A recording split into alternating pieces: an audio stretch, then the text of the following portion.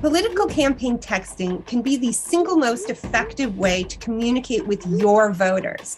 As more people screen calls and become hesitant to open doors, texting is an opportunity to meet voters where they are. So how do you run a texting program, and what's changed in the political texting landscape? In this training, you'll learn everything you need to know about how to run a strong peer-to-peer texting program to advance your campaign's goals. I'm April Pegg, and I created this training. I'm so excited for you to learn how texting can support your campaign from the excellent Jen Brown. Thanks for training with us. Everyone, welcome. I am so excited to meet y'all. Like you heard, my name is Jen Brown. I use she, her pronouns. I live in Winston-Salem, North Carolina, formerly Brooklyn, New York, formerly the Midwest. So I've been around a little bit.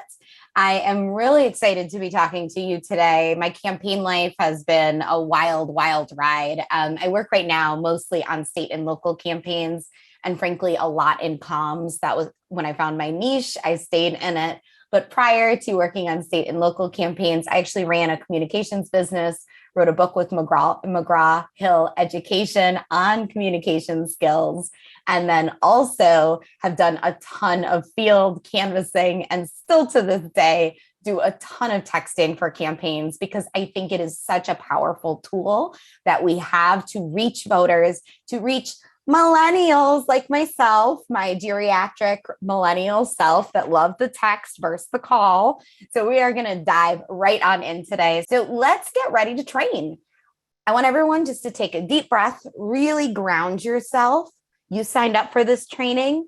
Let yourself spend time in this training. You gave yourself this hour to learn about peer-to-peer texting. So really allow yourself to do it. I turned off my Slack notifications. Believe me, I'm grateful to turn off Slack notifications.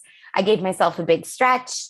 Our objectives today are pretty straightforward for this training. We are going to first define peer-to-peer texting.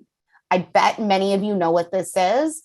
We're going to define it so we're all using the exact same language throughout the training.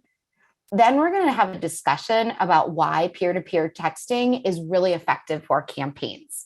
So you can start like noodling on those two things about like, hey, what do you think peer-to-peer texting is? Why is peer-to-peer texting important? And then we're going to deep dive into the components of a strong peer-to-peer texting program. If you've ever sent texts for a campaign, I would love to hear it in the chat. Like if you've been one of those folks that are doing the beautiful hit enter, hit enter, hit enter, or the copy and paste, like drop it in. I want to see where everyone's experience is. And then finally, we're going to talk about specific opportunities where we can use peer-to-peer texting. Before we dive in, let's do some just really setting a level, being all on the same level coming into this. Texting voters. So many of us have received texts, not surprising. It's a tool, it's out there, it makes voter contact a little easier. Texting programs are becoming so much more common because they work. Now, we'll talk about this idea of so many texts, like 20 texts a day, not great. Too many texts, also not great.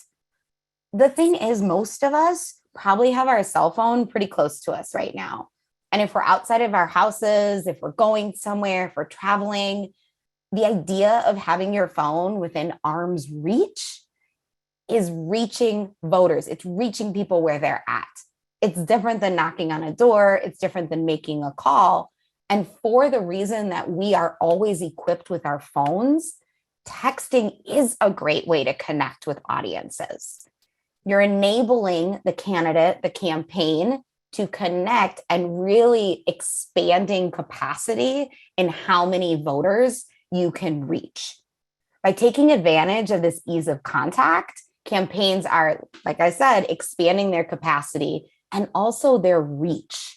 And that's what we think about constantly with campaigns, right? We have limited time, money, and resources. So people, how are we going to use the best of those to our capacity? So there's two types of texting programs. Again, we're norming some language. First things first, we've got peer-to-peer texting. This is also known as application to peer, A to P. It's like phone banking via text message. You've got this one-to-one.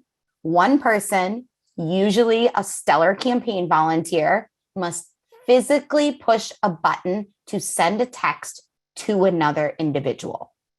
So that is the folks that throw up your hands if you've done this. You're hitting return on some scripted text that maybe were assigned to you. Maybe you got 300 assigned to you at a time and you're hitting enter, enter, enter. You're really going through one by one by one. That's peer-to-peer texting. Mass texting, often called broadcast texting, is like sending an email blast to supporters. One person can reach many people. So there isn't that individual action. It's one click goes out to all sorts of people. Now, both of them have advantages and disadvantages, clearly. Peer-to-peer texting has been proven to be more effective than broadcast texting when it comes to voters because it moves them to action as individuals. Just like it's similar to phone banking, it's a more personalized way of connecting. It allows you to be responsive. It allows volunteers to respond to individual inquiries that come back. And that helps deepen the connection between the voter and the campaign. I want to say that NDTC, being the wealth of knowledge and information that it is, it has a course on texting for campaigns that dives deeper into both texting programs and their advantages and disadvantages. Again, this training is really going to focus on peer-to-peer and its utility for a campaign, but it's important to know the difference between the two formats. So let me grab some of these questions. Where do AI or robotext fall into this?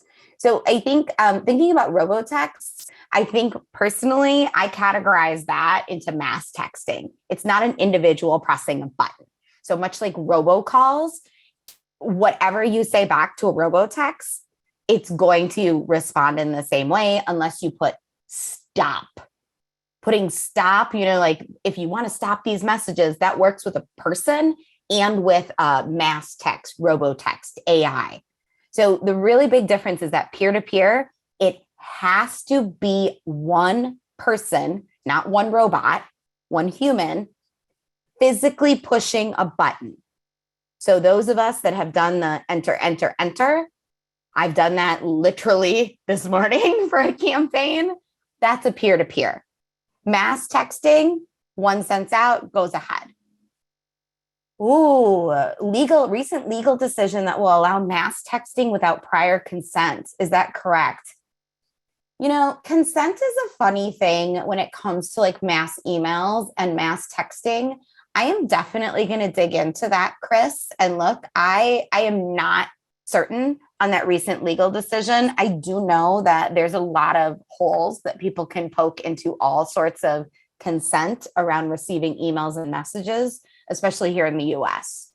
Most notably by having a really clear and specific opt-out. That is one way that people can message you by purchasing lists from another campaign or not from the campaign, excuse me, let me walk that back.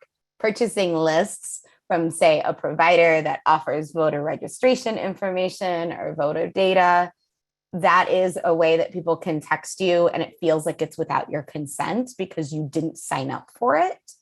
I will look into that, Chris, though, because now I'm curious.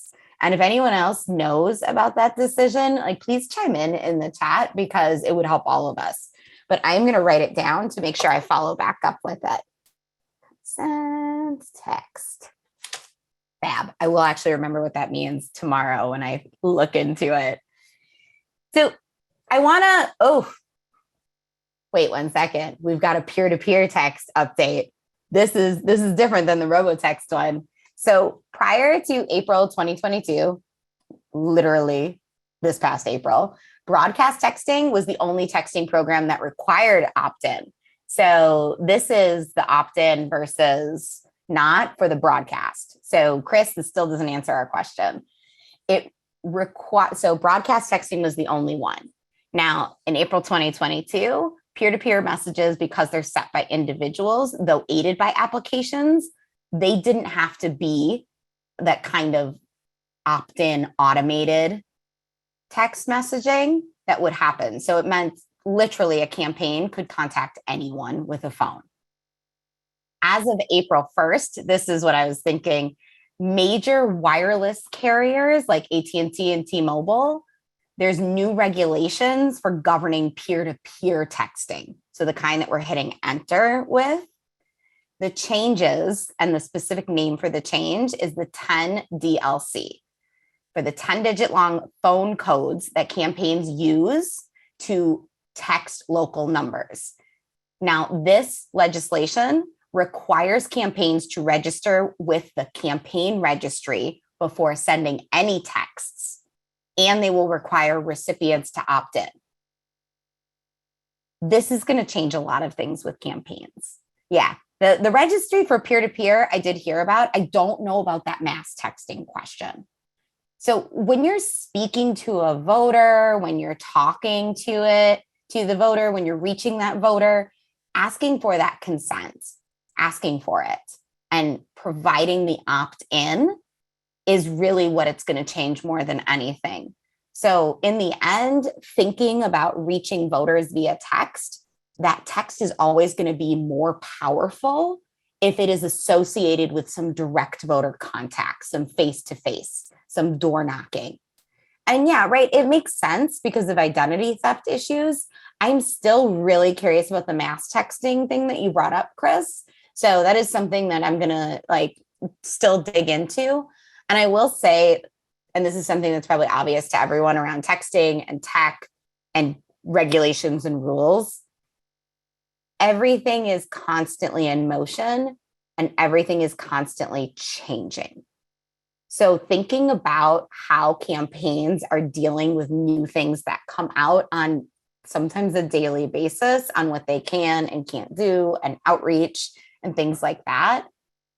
It's thinking about okay, how do I hold to these regulations? They might require more effort from a campaign. They still don't diminish the usefulness of texting. Because if you're only sending texts to voters, you're not going to get that vote. You'll get some of them, sure.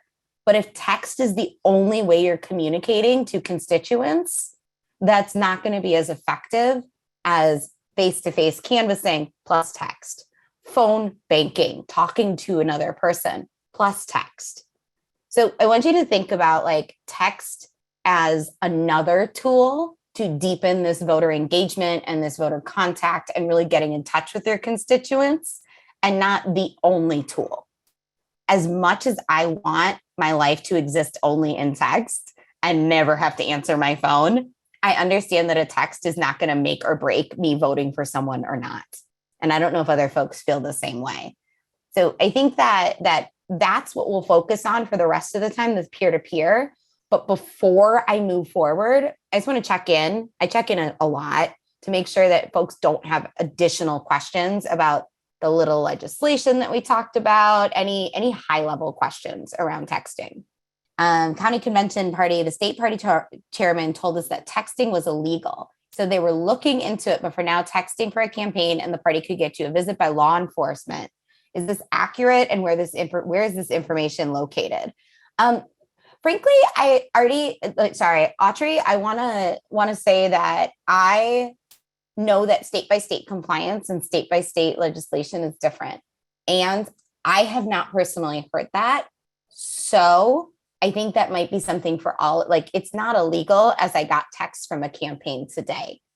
I think maybe it's a misunderstanding around this rule that it has to be an opt-in versus, it's state by state affects differently. And at the same time, this rule is for an opt-in. It isn't saying that texting from a campaign is illegal. I would encourage you to look. Honestly, I would run a Google, April 2022 campaign texting. And you're probably going to get a ton of articles if you want to deep dive into it. As far as I know, texting is legal still. No worries. Running a Google, always some of the best thing. And then you can really dig in. That's exactly how I'm going to get Chris's question is like, I will look up mass texting opt-in and see what comes up in the news articles. Yeah, no worries. So let's keep on going. Keep the questions coming if you have them. If I miss them, I promise you I'll come back. Let's think about where texting fits in a larger campaign plan. So peer-to-peer texting is a field tactic. So you've got the strategy, how we're going to connect with people, and tactics are the different specific ways. So what it does, texting, it supports the overall field plan. And field, as a reminder, is part of the campaign plan where you are reaching the voters that the campaign needs to win and how you're reaching those voters. So when it's added to being on the doors, phone banking, events, that contact that we generally think about with campaigning, when it's added to this, it really strengthens the entire campaign and the entire field plan. Again, it cannot be the substitute. It cannot be the only thing. Adding to it strengthens that field plan.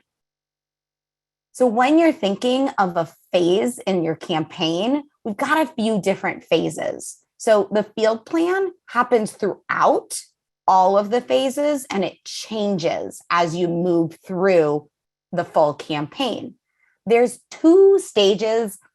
I personally like to think there's 3. There's like pre-launch, persuasion, and get out the vote. In NDTC and a way that's easier to understand it when you're thinking as more of a perspective of like, hey, all right, let's make it as easy as possible. You've got persuasion. I am trying to get people to support the voters and the campaign. I'm trying to get people to move from maybe being undecided to being like, yes, I'm ready to vote for you. And then get out the vote is getting them to actually do the voting. So again, persuasion, who they're voting for, you, of course. Get out the vote, go do the thing. Infrastructure building in the beginning, while it's scattered through the process, there's really heavy areas where that happened. And you can see on this beautiful graphic, you've got in the beginning, there's a lot of infrastructure building. You're recruiting volunteers, you're hiring staff, you're getting to capacity. And then again, at Get Out the Vote, because you want to make sure all those supporters remember to vote and know where to vote. And as always, NDTC has more courses with more information on running an effective campaign throughout each of these phases. And so we'll teach you how to sign up for it. I know there's going to be some stuff dropped about running a persuasion program and Get Out the Vote. And the big takeaway from this and thinking of these phases is not necessarily for you to be an expert on what happens in each phase. The takeaway is the fact that texting is effective throughout. And let's kind of dig in of how it's effective field strategy and how specific ways. So in persuasion, following this opt-in requirement, the utility during persuasion is really the idea of having these conversations. If there's volunteer capacity to get people to opt in and start using that in persuasion, you're going to end up cultivating your universe, and you're really thinking about, okay, where people are in this persuasion universe. So persuasion universe, these are folks that could be moved to vote for your candidate. Maybe some people are like, I'm not really sure, but maybe I could be persuaded. Maybe people are like, I'm kind of on the fence if I learn more. And then people over here are like, yes, absolutely. I'm all in. I'm ready. I'll be a volunteer. I'll be a donor. So you've got a couple different groups in your persuasion universe, and texting is a nice way to identify that. Getting out the vote, what texting is going to do is really increase voter turnout. If you've talked to them, if you know they're a supporter, then you're asking those questions. Where are you voting? When are you voting? Is someone going with you? What time are you voting? It's proven that people will vote. People's propensity, people's like behavior to show up voting is increased when they have a plan. So asking those questions like, where are you voting? When are you voting? Who are you voting with? How are you getting there? That's a beautiful thing to use texting for, because you're kind of confirming that they have a plan, right? Now, in those infrastructure phases, you're using peer-to-peer texting to really engage those supporters and engage persuadable folks. You're having these two-way conversations and really, really having a conversation where you're responding to direct questions. Peer-to-peer texting is also a really solid means for recruiting and escalating, agitating volunteers. And just toot my horn for this, confirming your volunteers. Beautiful way to confirm your volunteers. 90% of our job with campaigns is confirmations, right? So overall, thinking about the advantages of a texting program, it's decentralized, which means volunteers can send texts from anywhere. How many of you, and I'm curious, how many of you have sent texts for a campaign in a place that you didn't live? I'll raise my hand. I live in Winston-Salem. I've sent a lot of texts for campaigns in Georgia. Tons of, the texting team. What a beautiful way to get people involved, however they can, wherever they can. This is a beautiful selling point, because the idea of being able to work for home for volunteers and also do it when they have time. I'll be really honest. I've sent texts in between meetings for my day job. I'm like, all right, I got some time. I can send out 100 texts right now and respond to them, hitting that enter button. And then also it's engaging. Conversations carry less weight in a text message than in face-to-face. So if you're really thinking about elevating and like escalating volunteers, texting might be a really great place to start a volunteer, because it's a little less pressure. They can think about their response versus having someone right in front of them, right there, and you have to respond directly to them. Now, I want to take a step back really quick to think about our full campaign plan. And feel free to drop if you've seen this graphic before or you've dug into it. So while it is part of a field plan, and this is this top little puzzle piece at the beginning, it can be utilized in almost every aspect. And I always say almost because I don't want to say every and make a big assumption, and really deepen these different aspects of your campaign plan. So every part has to speak to the other, right? Your field plan has to be in communication with your fundraising, has to be in communications with your communications, digital, get out the vote, and operations. Many of you in the beginning said the texts that you've received were asks for money. You better believe that went through fundraising. Some of them might be around messaging and some of the platform or story pieces that are coming out of the campaign. You know they've talked to comms. Thinking about digital, drive engagement with digital content. Some campaigns send little animations or click on this link to go here. You're sending people somewhere. And then really this idea of operations, when you're using it internally, like I said, confirming your volunteers, really having conversations with your staff if you're decentralized. A lot of the staffs that I've been on in the past few years, truly during the pandemic, we've all been in different places. So how you're communicating, even sending out alerts and those mass texts to staff when there's an action, it's a really effective way to keep this communication going. And before moving on, I just want to, again, take a pause. Like, please feel free, drop your questions. Vote Dukes, I don't know if your hand is up, like, hey, I've done texting, or if you have a question. Oh, good question. How do I feel about texting versus door to door? I think both together work together really well, Chris.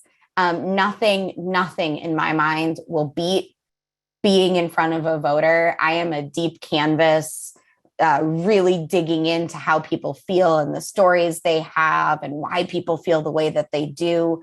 And I don't think that anything you have to scroll through on a text is effective. So I think being door to door is critical for campaigns. I think texting is like a cherry on top. Like if you have a bad cake, the cherry on top won't help it. But if you have a good cake, decorations or a cherry on top or good frosting will just make that cake even better. So that's how I feel about texting versus door to door. You can't fight them. I think you need both. I think that texting by itself can be really annoying.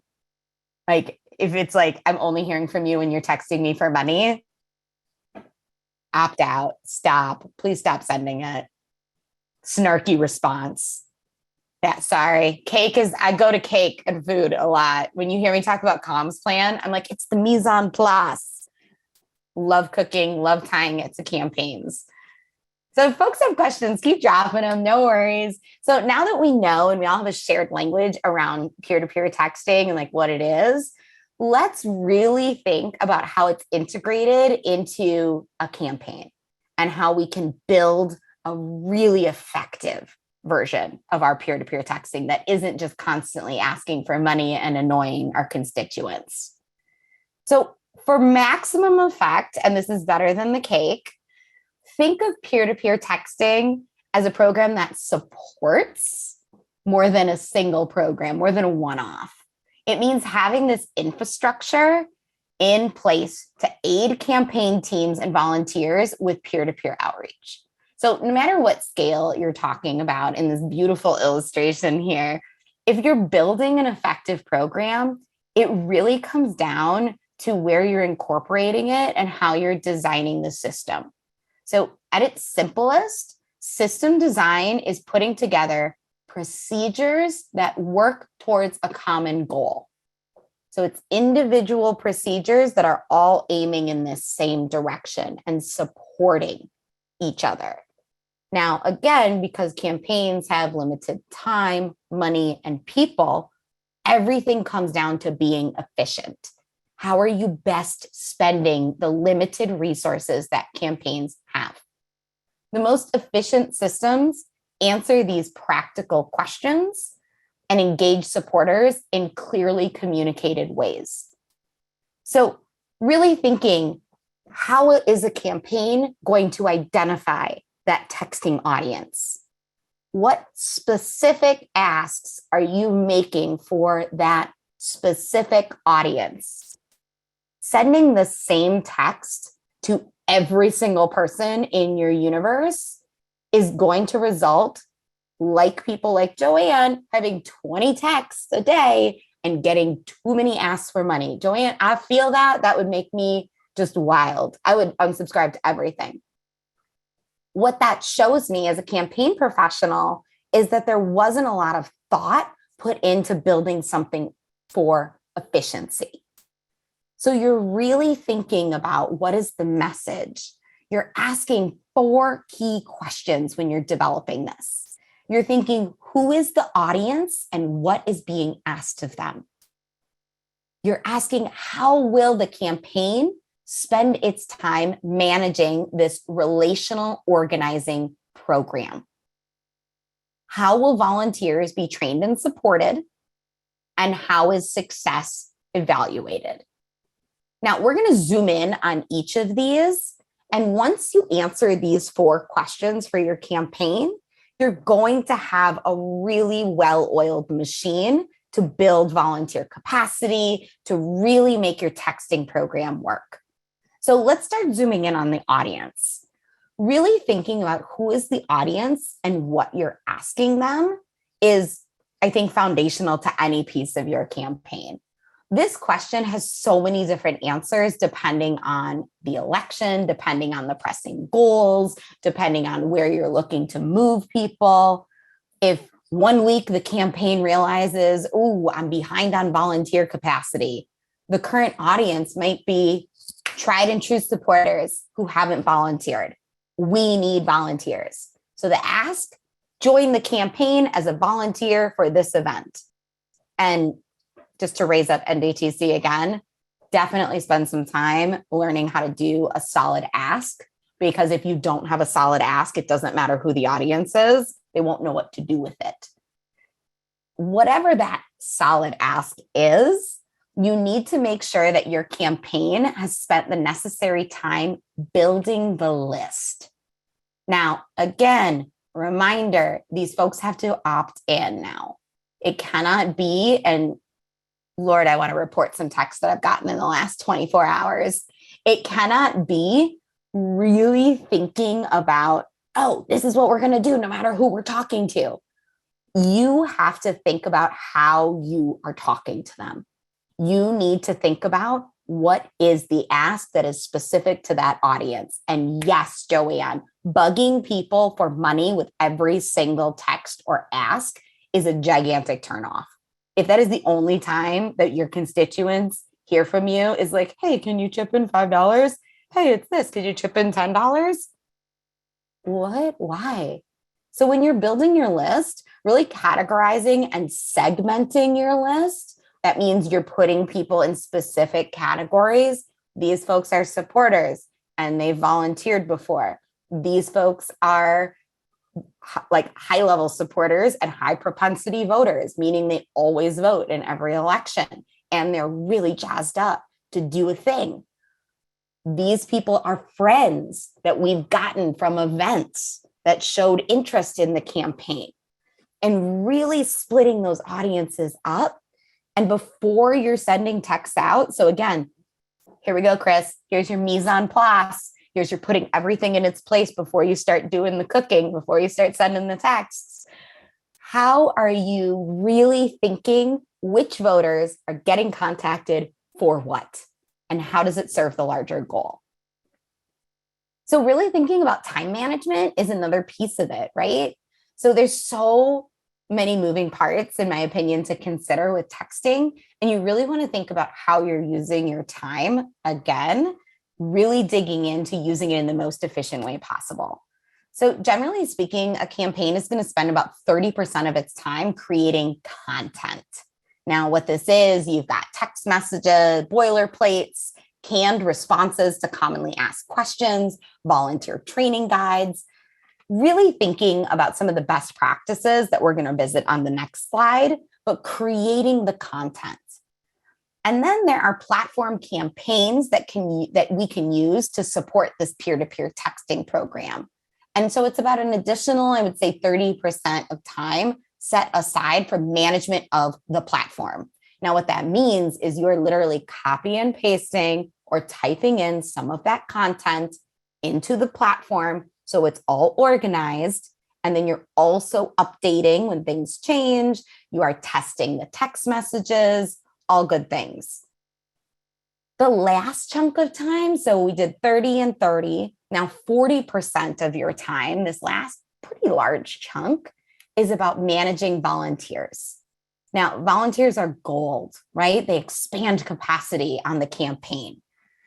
It's really important to acknowledge that this is an ongoing commitment.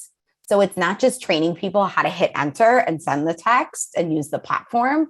It's also training them so they feel confident responding to these individual texts. So they feel comfortable when someone says something not great or something great, and they know what to do with it. So you're checking in, you're talking about what success is, you're coordinating shifts, making sure that people are actually saying, oh, okay, I'm done with my shift. I'm turning any texts that come in to the next shift or the next volunteer. And this is all part of a texting program. So again, it's not as simple. I joke, it's like hitting enter. So much goes into making it work. So really, really thinking about these best practices. Thank you, Chris. Everything in its place, doing all the work before you start doing the cooking. And truly, we're kind of talking about the mise en place of texting. You're really thinking about crafting effective campaign texts. As with any ask, there's a few things that you're thinking about, any messaging, any sort of comms that you're digging into. You want to consider the following. So the first, you want urgency. With everything you're doing, I like to say, and here's another food analogy with Jen, it's like dairy. right? It has an expiration date. You want messages to have some urgency built into them. You don't want someone to be like, oh, meh, I can just respond to this later. And then, it goes all the way down. Ooh, intolerant. Fruit also has an expiration date, in my opinion. I'm going to tell that to the dying kale in my fridge. The next thing you want to make sure is that your texts are engaging, right? The content is relevant to the reader. You're thinking about that audience. Short. You never want people scrolling through your texts. That's too long. Too long, didn't read. Try to keep it under 160 characters. If they're too long, they're going to get broken up. So they arrive all out of order. And so you get like the end of it at the top of it, and then it just doesn't make sense and it doesn't flow. And then finally, you need a call to action. You want to make sure that every piece of communication has a specific direct request to the audience. Now, you know me, as always, for more information on this, there is an incredible course called Creating Calls to Action. Now, peer-to-peer texting is responsive, right? It allows these real-time responses. It's not just let me blast out and let me check in a couple hours. There's real-time responses. So you want to have those developed canned responses to commonly asked questions. Hey, where is this candidate located? So ones that I got recently, what party are they running for?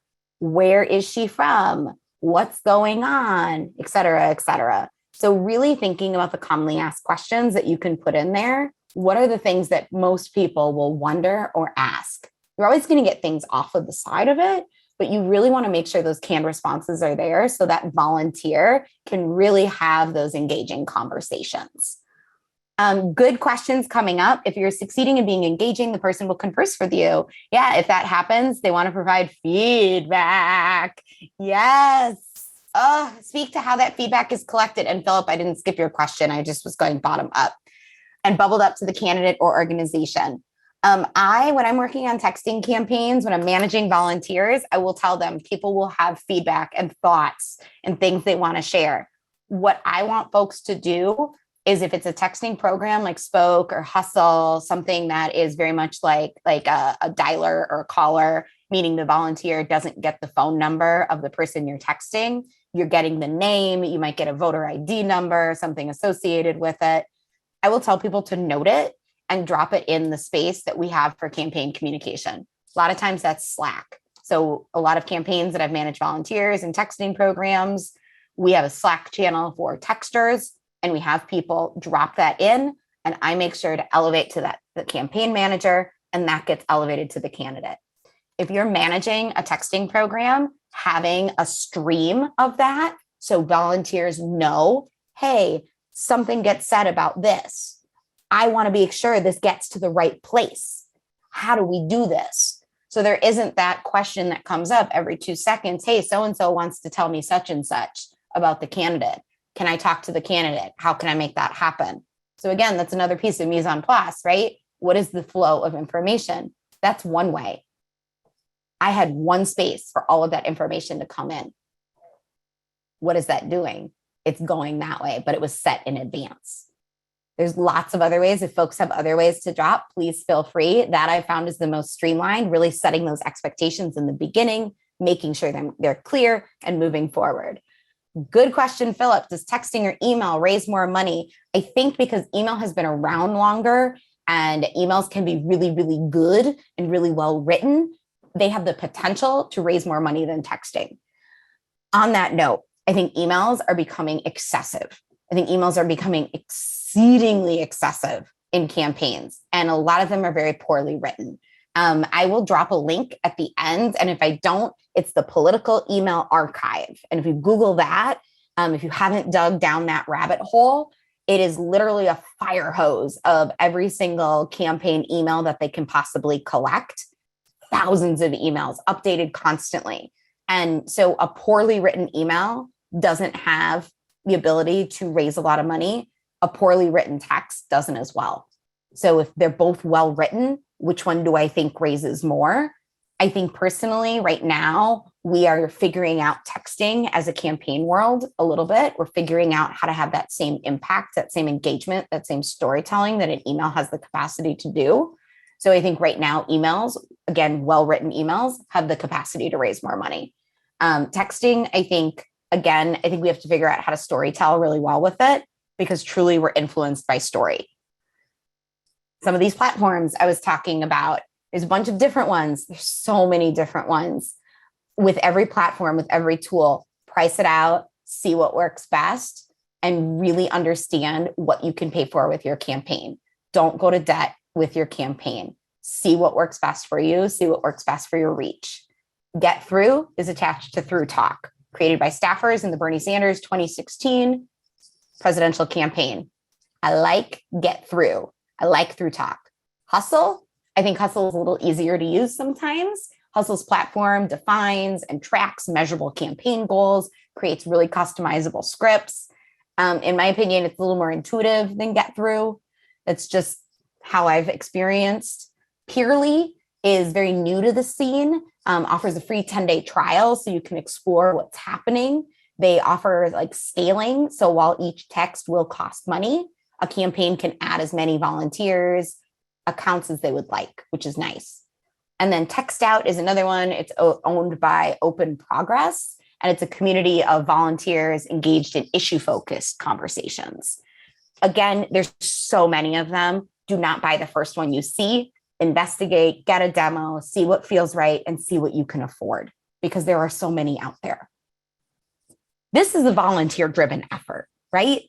Like what we were saying before, you're going to get these conversations, you're going to get folks committing to it and really thinking about it. It requires a decent amount of volunteers, and it's one human sending all of these, right? So once you have the volunteers needed, and there's going to be a link dropped about intro to volunteer recruitment and management, spending time training how to use the tool, how to communicate the campaign message, how to really connect, and really, really be there for your volunteers.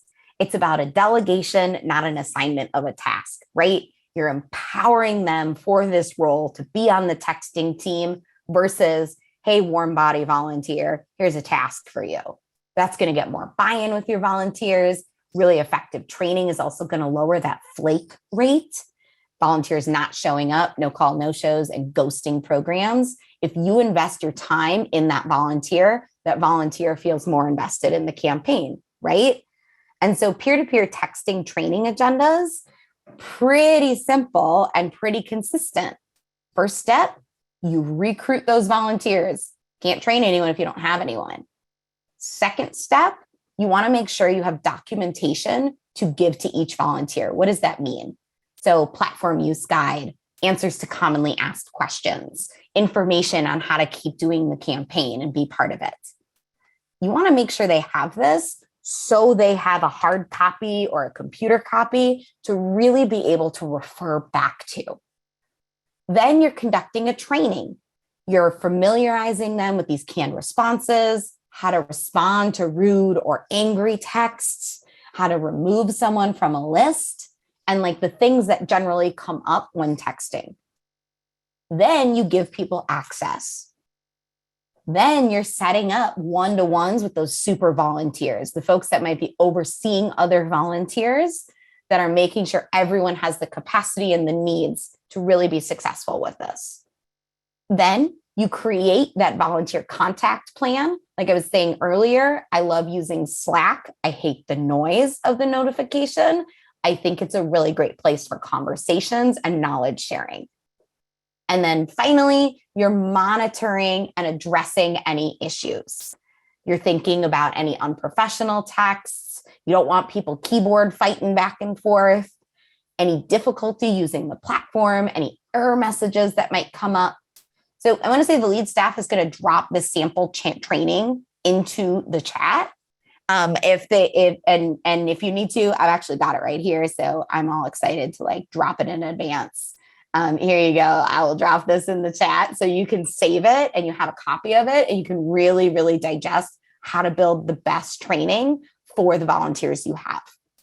And so the last question, how are we going to evaluate success of the texting program? It's critical, right? You want to make sure that you're doing something that's actually successful and not something that is just like, oh, I'm doing this because it's cool to do for campaigns. First things first, you got to set the goals. What are you trying to accomplish? Are you trying to send texts or are you trying to have conversations? What does that look like? I think too often we spend a lot of time on campaigns thinking about doors knocked. What is a door knock versus a conversation? What is a phone call made versus having someone have a conversation? So really think about in your goals what you're trying to accomplish. Then what is success? If you haven't defined success, you don't know what it is. Success is having 1,000 conversations. What is a conversation? More than just an initial text. So you have to define the words that you're using, right? In order to clearly define success. And then you want to monitor your progress. You're consistently thinking, okay, how is this going? You're not just checking in at the end. You're monitoring so you can adapt. If something's not working, what do you need to do? If you're overperforming, if you're like nailing these conversations and you have so many of them, what do you want to add? That's a really good question, Derek. I will let Jamila answer that question about getting a copy of the entire PowerPoint. I don't know the answer to that question, so I will leave that up to our lead staff that's in here to answer that. I always answer it wrong, so I'm going to let that question go elsewhere. Thank you very much. There's your answer. So just to touch back on this, like thinking about the importance of data management, data can scare a lot of people because people are like, oh, it's statistics, so it's tracking, oh, it's this and that, and we need a data coordinator in order to do it right, et cetera, et cetera, et cetera. Use a fancy spreadsheet and really pay attention and update it consistently. And when I say fancy spreadsheet, make a few columns, label a few columns, and really pay attention to updating it. You want to make sure what you're doing, what you're spending your time on, you need to make sure it's working. Otherwise, you are throwing time in the trash. So some tools that you can use for effective data management, you've got VoteBuilder, Van. If you're in a place, there's PDI. So you've got PDI, that's California, and some states are using PDI. So Van, VoteBuilder, Target Smart, whatever flavor, PDI, some voter database. Minivan is an extension of Van. It's not the mobile version of Van. It's an extension of it. And it's a canvassing software. You can actually build in voter contact scripts that ask people if they can receive text messages from the campaign. And then there is progress to goal reports. So here's where I'm like, use an Excel, use a Google Sheet, really think about how you are progressing towards your larger goal and track if you need to make it go a little faster, recruit more volunteers, have more conversations, change your script. In my opinion, I think you need a combination of like the voter software, you need an Excel document, and you need to consistently be tracking this information. I want to talk about some peer-to-peer texting in practice. So really thinking about when this is happening and how it's working. So I want to ask folks, what are some potential opportunities to use peer-to-peer texting in your campaign? Now, we talked in the beginning how other folks have reached us. How might you reach other folks? Let's brainstorm together for a moment. For me, I'm always thinking comms. So I personally would think about how folks feel about certain things, about how they're feeling, about what they want to see change in their community and what they want to see be different. Yeah, introduce yourselves. Really connect with the person on the other side and be like, hey, I'm running for this. I'm running for, Florida Senate. Nice to meet you. Here's a little bit about myself. Maybe here's a picture of me and my dog. I always say dog. I got 2 dogs. Maybe me and you and your kids, or you and your family. So thinking about all the different ways, just some ways to kind of like get your brain noodling a little bit. Volunteer recruitment, event invites, identifying supporters, social media, signing petitions, get out the vote, fundraising. Yeah. And just really thinking about these different ways you can reach people. And Joanne, to your question, like so many people are running separate uncoordinated campaigns. ways to improve it is frankly, I don't want to say talk to other people that are running campaigns, but talk to other people that are running campaigns and really make sure that your texting stands out. Because I think it's one thing to get 20 texts asking for $5 at the same time. And it's another thing to get a really well thought out, really well targeted text to a specific voter, to a specific audience that connects with them versus constantly asking for $5. If I get one more text from the DNC asking me for $10, I'm going to lose my mind. And it's because I get so many of them. And so really thinking about like, target me, like identify a supporter, who's voting for candidates, who is voting, who is excited, asking someone to really, really connect. So this one, hey, Vaughn, this is Amber volunteering for Krasner for DA. Philly's district attorney election is coming up May 16th. And here's our chance to elect a true progressive. Can you support a candidate like that? Yeah, but I'm not sure how he's different. What a great thing to ask, something that comes up. I'd love to share more about how Krasner is a stronger civil rights advocate than his opponent. I'm supporting him because he's the only one with a track record to back up his promises. Let me send you a link. So this is more than just like, hey, supporter, give me $10. And right, Chris, if I had $10 for every time I was asked, whew, it'd be amazing. So that's one way. Fundraising. I feel we all feel really connected to this one. Like, are you interested in getting involved? Always leads, you get an ask, leads right into consider making a donation today. If you can't volunteer, no worries. Maybe let's try this. The thing that I want to touch on, because I feel like just judging by how many people responded in the beginning with the fundraising, I want to show this other way, because I think get out the vote is such a really important way to like really, really connect people and really use texting well. So having that conversation like, hey, when are you voting? And the great response, already voted, go Dems. You're my third reminder. So great, fantastic. Thank you for voting. You're not like, oh my gosh, I actually don't like the I'm sorry you voted. I think it's such an important thing to be like, thank you so much for voting. We appreciate you being part of this. And really acknowledging that like, yeah, we appreciate you. This is why it's an important election to us. So you're really thinking about, and to answer your question, Joanne, even more, thinking about getting so many texts, I think it is because so many campaigns are not using resources wisely. They're not thinking, okay, what's the best way to use our messaging, use the people we have with the money and the time needed. And so we're actually right at the end and perfectly on time. I'm a little behind. I apologize. I want to say thank you, everyone, for coming to the training. If you have any questions, please email questions@traindemocrats.org. So that's the first thing. The second, take more courses with NDTC. I have worked on campaigns for the better part of the last 20 years. I turned 40 on Monday, actually, and I still look at NDTC for things because it's such a great knowledge base. Here is my email address, jenbrown0217@gmail.com, or that questions@traindemocrats.org. Now that you have a strong idea of how to run a texting program, you may be wondering whether you have the right message. In this video, we asked our expert trainers how to avoid common Democratic messaging mistakes.